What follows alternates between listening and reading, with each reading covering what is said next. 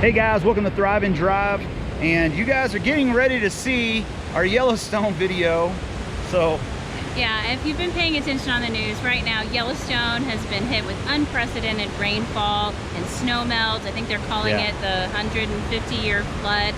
The Snake River is, exceeding its banks. It's taking out roads, bridges, even some staff housing, and the park has been closed for visitors for several days. June 12th. June 12th? June 12th is when it all hit, and so it's been closed since then, but they're planning to reopen on June 22nd.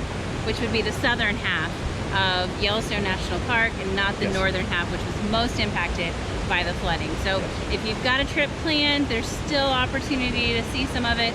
Neighboring Grand Teton National Park is amazing. Fantastic. Jackson Hole's amazing. We love Cody's that area. Amazing. Yeah, we do. We love that area. We love our national parks. We love Yellowstone, and we've had the fortunate opportunity to spend the last 2 summers, a good chunk of our summer, up in Yellowstone and Grand Teton, just enjoying all that the park has to offer. And so we would love to encourage you guys to go out and enjoy, and we hope you enjoy what we're getting ready to share about Yellowstone. Yeah, a couple things just to let you guys know. If you are planning a trip, recreation.gov. Again, recreation.gov. I will put that down in my link so that you guys can look that up. That's a great way to find out as much information if you've planned a trip for this year, to be able to make sure that certain things are open that you guys want to see. Guys, at the end of the day, Yellowstone National Park is 1/3 of Wyoming. It's over 3 million acres. So from the standpoint, don't let it discourage you what you've been seeing on the news, but also understand that there is going to be some parts of it that you're not going to be able to make it to. So the park is massive, it's huge, there's plenty to see and plenty to enjoy. The other part too is if you would like to donate, they do have on their website two places actually to be able to donate on recreation.gov when you look up Yellowstone National Park. And so if you would like to be able to donate, if it means a lot to your heart, they have a place on there that you guys can be able to give money. We love supporting our national parks. So again, that's recreation.gov, and we'll get you to the link where you can donate if that's something that you would like to do to support the relief efforts and the recovery efforts to get our national park, America's first national park, right? Yes, back open. All right, enjoy the video. Hey guys, welcome to Thrive and Drive. And today we're here in Yellowstone National Park at Old Faithful. It's getting ready to take off and erupt, so hey guys, stick with us on Thrive and Drive and watch us. We've got a whole bunch of cool stuff to show you guys here in Yellowstone National Park.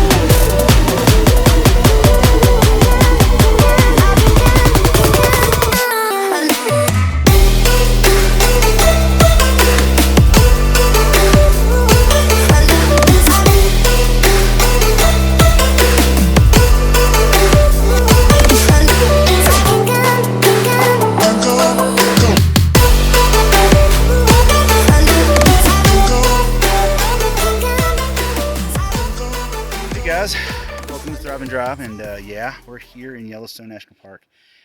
We have been here for a week, and so we've kind of gotten a little bit of experience. We're camping actually outside of Yellowstone right next to the Grand Teton National Forest? National Forest Park. Oh, well, I guess technically our campground is. Isn't it? Yeah, our campground is right next to the National Forest. Yeah, you're right. So So National Forest, we'd been driving and coming up here. The kids got their Junior Ranger books. So we've had a little bit of experience, and just from our experience of driving to here from the south entrance, we've realized, from that standpoint, it's a little bit further to drive if you stay in the Grand Teton Forest. It is nice just from the standpoint of you can still get the experience down in the Grand Tetons, which is still a lot to see. You got Jenny Lake, you got a bunch of hiking trails. If you enjoy hiking, there's some great places to just pull off and jump in the creek. What about the wildlife? What do you think about the wildlife down in the Grand Tetons? Yeah, we've seen some elk, we've seen some moose. Today we saw some awesome buffalo here in Yellowstone. So the reason we stayed outside the park, there's a couple of tips. So obviously if you can camp in the park, it would be amazing. You should. You should do it. So a couple things. There's very few parks that accept reservations. So very few campgrounds inside the park that will actually let you book ahead of time. Most of the campsites are first come, first serve. The other thing that's important to know is a lot of them, majority of them, are primitive, meaning there's no hookups of any kind, no electric, no water. You can usually fill up your water tanks, you know, at the park, and they have potable water, stuff like that. But so if you're willing to wing it, you can camp in the park, and probably get an amazing spot. The other thing too is if you're in a smaller rig, our rig is 36 feet. 36 feet. So I think they said like in the majority of the primitive spots, 30 feet long is the length that you should try to stick with if you're going to try to camp in the park, and if you're going to boondock. Now you could. You definitely could get some amazing spots. So if you're open to boondocking, and especially if you want to move around a lot, like I think that would be really cool if you're in like a Class C, Class A, a camper van, something where you know you're real a tent, where you're really mobile and you can move around really quickly. It'd be very cool to camp in one location, explore that area, and then move to another location. Because just to give you guys an idea, we are camped, what do you think, 10-15 minutes from the northern Teton entrance, and you have to go through Teton. It's the southern entrance, actually. Isn't it the southern entrance? No, it's the northern entrance of the Tetons. Oh, okay. She's right. So we're about 10 minutes from there. Yes. But then it's about 30 to 45 minutes to the Yellowstone entrance once you get there. So it's a good hour, 15 minutes just to get into Yellowstone. Yeah. And you're pretty much traveling, I would say you average maybe 40 miles an hour through the park. Yeah, somewhere between 40 and 45. So it is not small. It's not small. All right, we are going to move on to our next attraction, and then we're going to jump back on, and we're going to give you a couple more tips about Yellowstone National Park and the Great Teton. So stay with us, and we'll see you guys here in just a second. Bye.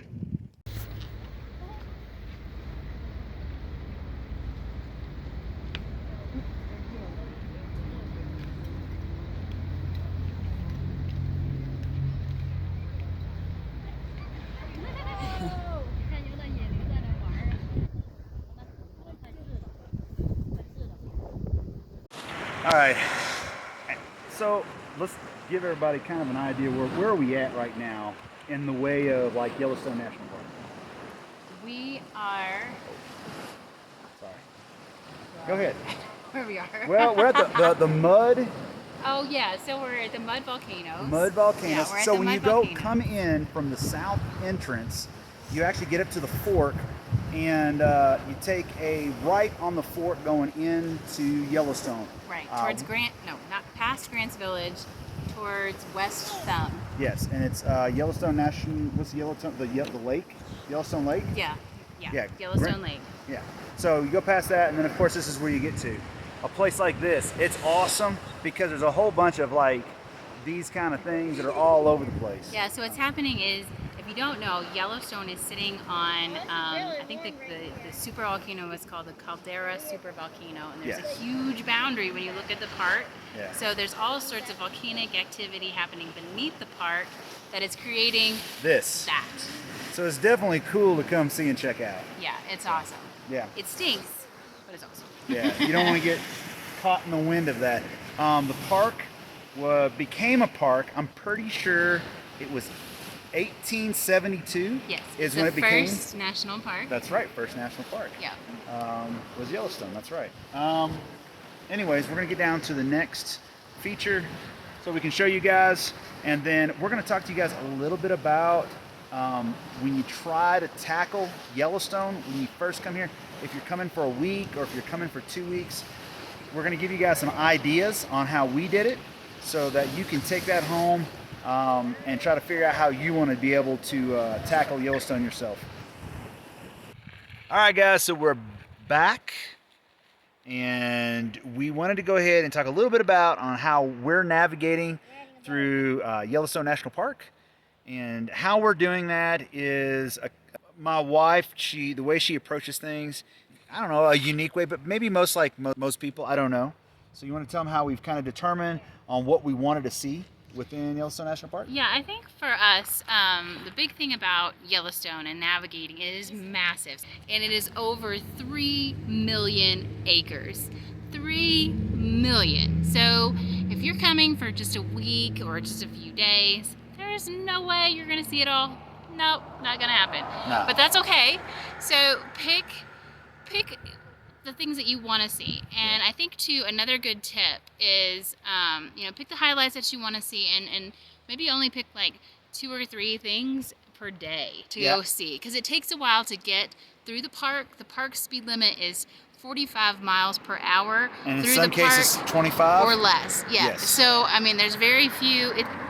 It may say it's only going to be 15 miles, but it'll take you a half an hour or longer to get there. And that's if there's no bear jam or bison jam or something else alongside the road. The other thing is too, when you guys determine on like the area that you're going to spend your time in the park or what you're trying to focus on, it might be Old Faithful and all of the on like the geysers and mineral pools and stuff like that.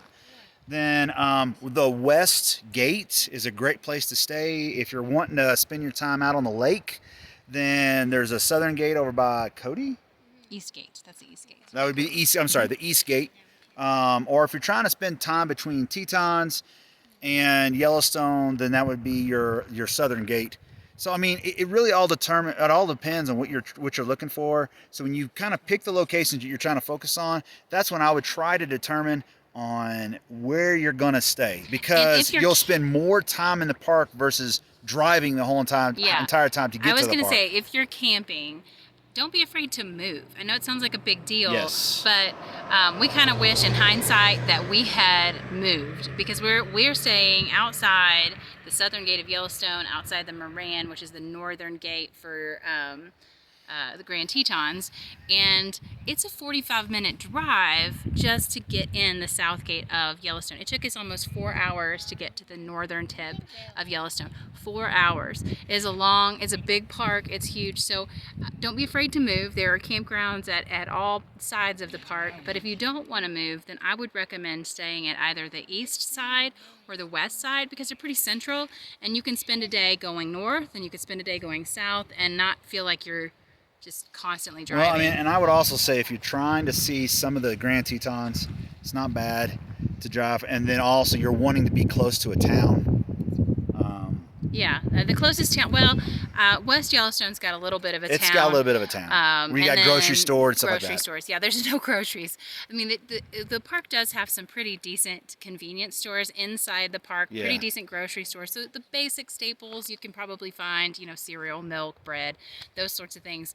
But if you want anything more than that, you're not going to find it in the park. So so I would do that. The other thing I would check too is I would check before you come out, check closures, road closures, park closures, site closures. If there's something specific that you want to do, things might be closed. For us, on our trip right now, the northeastern side, Yellowstone is kind of a figure 8, so the northeastern side of the figure 8 is totally closed, which is where one of our favorite spots from our last visit, Tower Falls, is. So we're unable to go see that.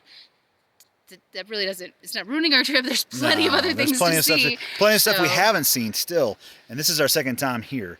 But I think that kind of jumps us into always leave something on the table. Yeah, absolutely. You're never going to see everything, and that's perfectly okay. That gives you a chance to then come back and be able to enjoy the park maybe in a different light, a different way, and to be able to see some other things that are pretty cool too. Yeah, our first trip out here was 10 years ago. It was just the two of us without the kids. And I think we've wanted to come back here pretty much as soon as we left. Yeah. So it is phenomenal. It is amazing. There's just so many different things to see, and we were here with just the two of us, so we were a little more nimble than we are with four of us, Yeah. especially two younger people. And there's a lot that we have not seen. We're standing in a spot that we definitely did not come to before. No. So it's really, there's so much to see. Take your time.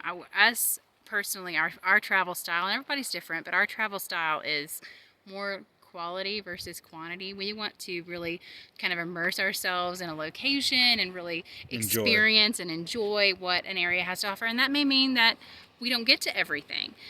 Like I said, we pick 3 to 5 things that we want to see, that we want to do, and then we go do those things. And anything else is bonus. So yeah. All right, so on to our next location, and we'll see you guys then. All right.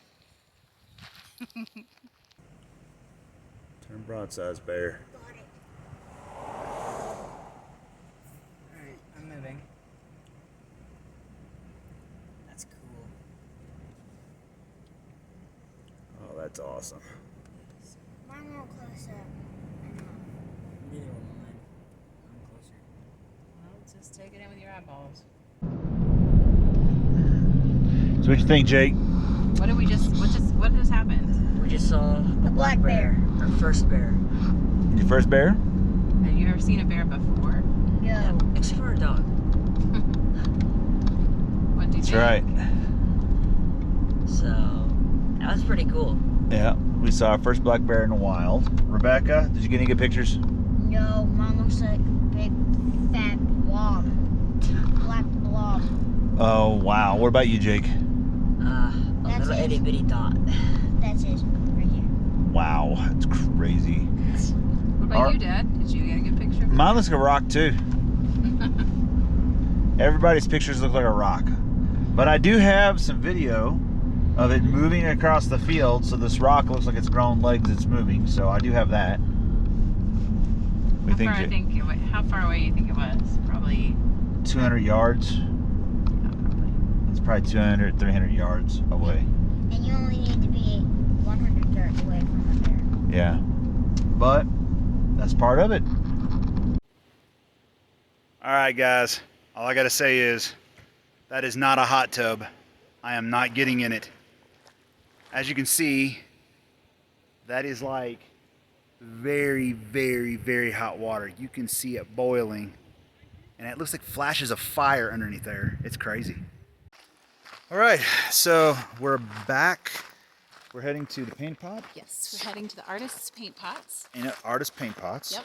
And we wanted to recap on just what we talked about earlier, about how to kind of plan out your trip here in Yellowstone. So I our think 3 tips. our 3 tips. there might be 4. Okay, we have 4 tips. we have one extra in there to throw in there. So I think our first tip is, like we said before, pick your destination. So stop with, we say start with your top 3. That's us. Start with your top 3, depending on how much time you have. Then from there, determine from the spots that you want to go see on where you're going to go stay. I mean, all that makes a lot of sense. Yep. Yeah, and do that before you get here. Yes. So don't wait to get here and be like, oh, I'll just figure it out. The Don't park do is that. too big. It's You really need to kind of know what it is that Way you too want to big. see, or you will likely miss something. Yeah, and you're gonna be driving for hours and hours and hours, and you're gonna hate yourself on because you've basically you are staying at the wrong end of the park to see a lot of the stuff. So I think that's, let's see, that's 2. So 3, don't be afraid to leave something on the table. Yes. Okay. Yes. Definitely. So don't be afraid to leave stuff on the table. Yeah, it's too big to, in our opinion, to rush through. I mean, could you get to all of the top things in, a couple of days here, or even a week?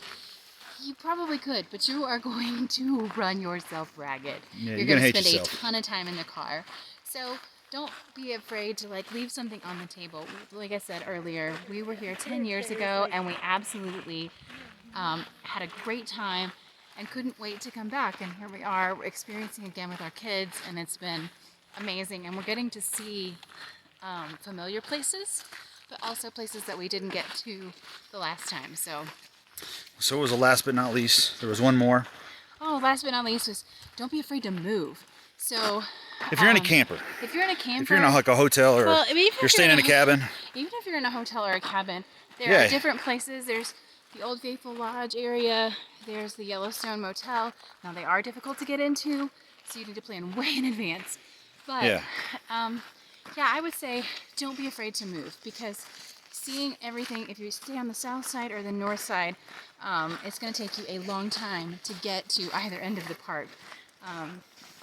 So if you're nimble, if you're flexible, if you're driving a Class C, this is the perfect location for Well, a yeah. Class C Our urban tents. camper or tents. Yeah, I'd say tents are nice. Tents, Class C. If you have a rooftop tent on your truck or your Jeep, that makes it really easy and simple to be able to also get a spot within the park. Yep. Because you're already set up for it Well, fairly and easily. you have to be fairly small. Yeah. So the park, I think No there's more than 30 feet. yeah, 30 feet is about the max to And get then the there's- majority of the campgrounds Yeah. available. And most of the campgrounds are not reservable, which is a little Yeah, it's first challenging. come, first serve. So when you get here, you've got to, let's turn around here. You've got to get here early, hurry up and get your spot before somebody else before it all fills up. And these two parks, the Grand Tetons and Yellowstone National Park, they fill up very, very fast. So if you're trying to go by the seat of your pants, there's a good chance you're gonna have to pay either an arm and a leg to be able to park your camper, or you're not going to have a place to stay at all. Right. So yeah, so just plan ahead, and you can have a really enjoyable trip by just like taking the time to make a plan. And we even made an itinerary one day where we had to travel to one end of the park to the other, so we knew exactly like how long it was going to take us travel wise to get from one spot to the next spot. We had to be at a certain place at a certain time in order to be back. We have a dog, so we wanted to make sure that he wasn't peeing on the furniture or something. And he's never done that. And but he still. hasn't. He was fine. And bringing animals can be very challenging too, because you can't bring them into the park. Yes. They don't allow. They can come into the park. They just can't be 10 feet from a roadway. So there's no taking them on a trail, no taking them even in the backcountry hikes. That is not something that you can do here.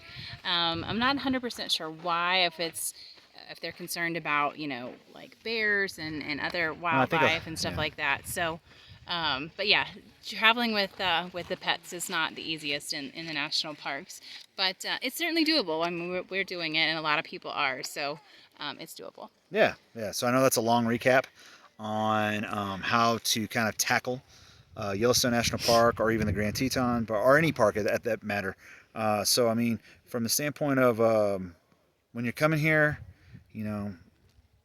my thing is, and I think Andy's is too, is don't try to kill yourself.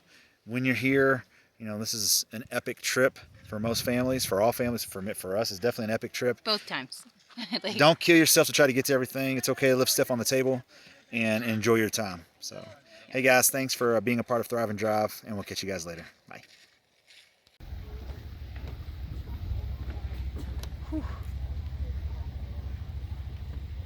What's the matter, Jake? I smell my shirt because my deodorant smells good. Deodorant smells good.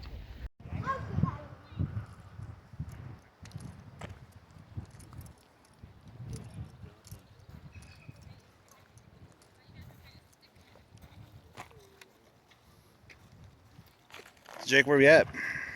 We're at Yellowstone National Park, right beside Old Faithful. Old Faithful. Rebecca, you excited? Yeah. What are you excited about? To see it blow up.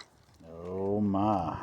Not sure it works exactly like that, but.